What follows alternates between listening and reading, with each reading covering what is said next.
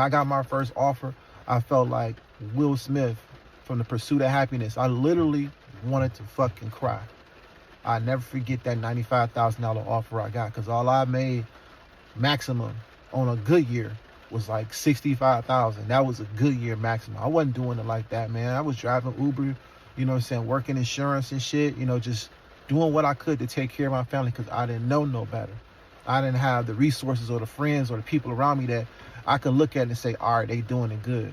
I had traditional methods of getting it, you know, sitting in college for 4 years, you know, people coming out of college, you know, making $60,000 and shit, sitting in debt, working hard, hating their job, but they feel like they did something, you know, with a degree on the wall. And I never wanted that life, man. I ain't gonna say I never wanted that life. I never understood that that was the only way that you can get it. You know, I never understood that that was the only way that you can get it, because like that was all I knew.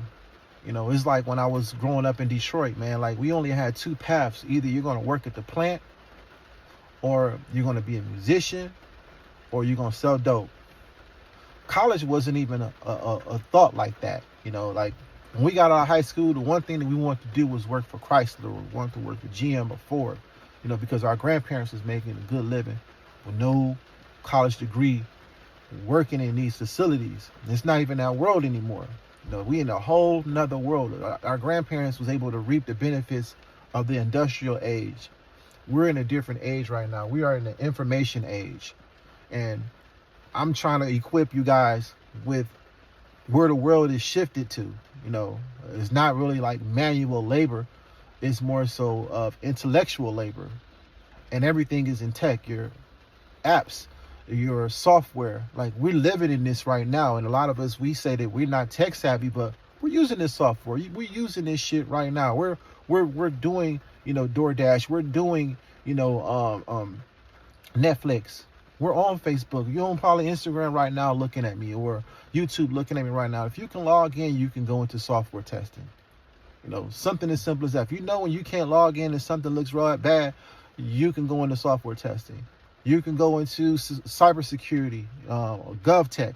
You can go into DevOps. There's opportunities out here, but they make it seem very difficult.